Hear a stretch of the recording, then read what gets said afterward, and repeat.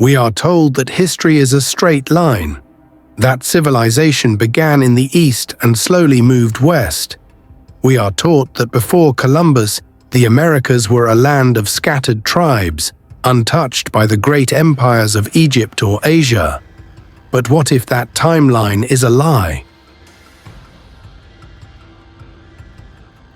On April 5, 1909, a front-page story in the Arizona Gazette shattered everything we think we know. It didn't report on a local crime or a political debate. It reported the discovery of a massive underground citadel, carved deep inside the Grand Canyon. It wasn't a small cave, it was a city filled with copper weapons, impossible technology, and mummies that looked nothing like Native Americans. For over 100 years, this story has been dismissed as a hoax. But today, we are going to open the forbidden files.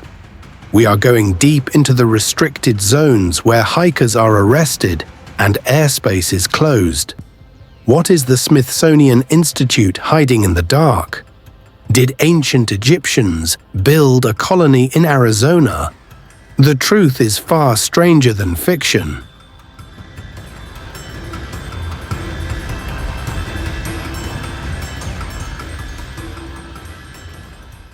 The man at the center of this mystery was G.E. Kincaid. He wasn't just a random wanderer. The article described him as an explorer working directly for the Smithsonian Institute in Washington, D.C. In 1909, Kincaid was traveling alone down the Colorado River in a wooden boat, searching for minerals. About 42 miles up from the El Tovar Crystal Canyon, he saw something that shouldn't have been there. Nearly 2,000 feet above the riverbed, on a sheer cliff wall, there were steps.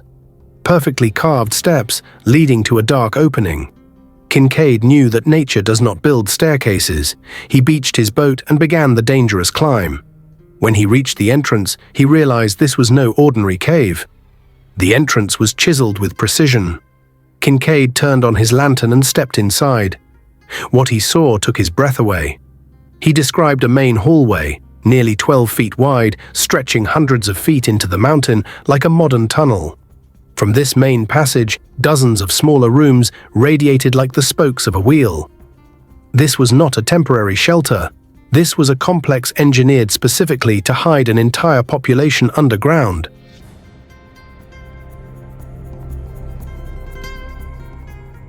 As Kincaid went deeper, the discoveries became more impossible. He found a massive communal dining hall with cooking utensils made of copper.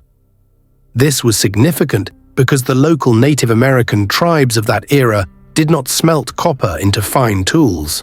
Further inside, he found urns and cups made of gold and copper, with design work that he described as distinctly Oriental or Egyptian. But the most chilling discovery was in the crypt. Kincaid found a vast chamber filled with mummies. They were not buried in the ground.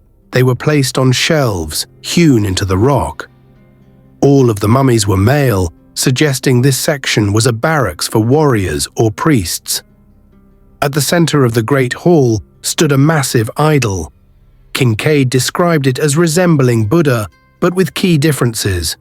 It held a lotus flower in one hand and a lotus fruit in the other. And then there were the hieroglyphs. Engraved on urns and walls were symbols that Kincaid could not read, but he noted they bore a striking resemblance to the writing found in the pyramids of Egypt. If this was a hoax, it was the most elaborate and expensive hoax in human history. Who would carve thousands of tons of rock just to fool a newspaper?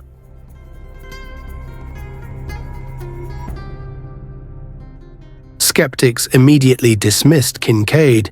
They said no such civilization ever existed in America. But the local indigenous people tell a different story. The Hopi Indians have lived in this region for thousands of years. Their legends speak of their ancestors emerging from an underworld.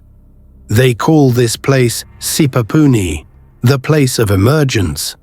According to Hopi tradition, during a great cataclysm that destroyed the previous world, Their people were saved by the ant people.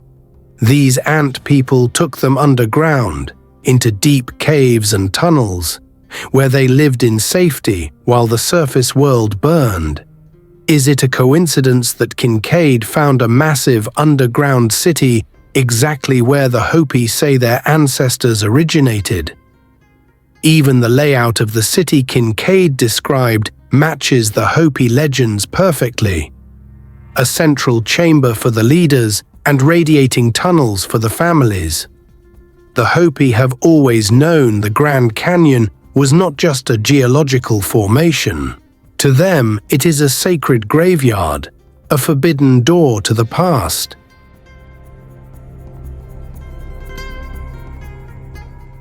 The Arizona Gazette article specifically mentioned that Kincaid shipped the artifacts to the Smithsonian Institute in Washington. It even named a Smithsonian archaeologist, Professor S.A. Jordan, who was allegedly with Kincaid exploring the site. But if you call the Smithsonian today, the doors slam shut. They claim they have no files on G.E. Kincaid. They claim no Professor S.A. Jordan ever worked there. They deny the 1909 expedition ever happened. But why? Why would they lie? You have to understand the political climate of 1909. This was the era of manifest destiny. The US government wanted to promote the idea that North America was a wild, savage land waiting to be civilized by Europeans. Admitting that an advanced, possibly Egyptian or Asian civilization had built great cities here thousands of years ago would destroy the narrative. It would rewrite the history books. It would challenge the land rights of the government. So, is it possible that the artifacts were simply crated up, thrown into a dark basement, and erased from the records? It wouldn't be the first time history was censored.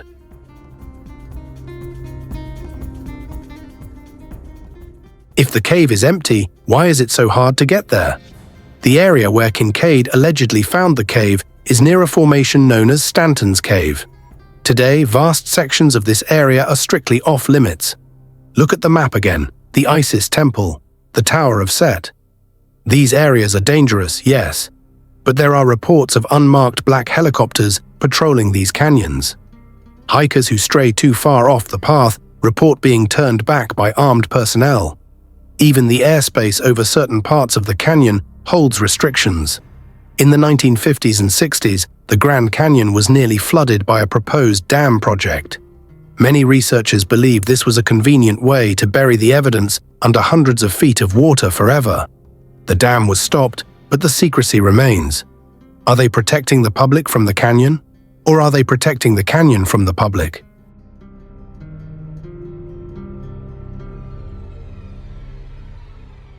We may never see the gold cups or the copper weapons Kincaid found. They may be lost to time or sitting in a crate marked classified in a government warehouse. But the questions remain. Who carved the steps? Who named the peaks after Egyptian gods? And why does the Hopi legend match the 1909 discovery so perfectly? History is written by the victors, but sometimes the earth itself reveals the truth. The Grand Canyon is more than a hole in the ground. It is a vault, and sooner or later every vault gets opened. What do you think is hiding in the restricted zones? Let me know in the comments. If you want to join us in uncovering the lost chapters of humanity, make sure to subscribe and turn on notifications.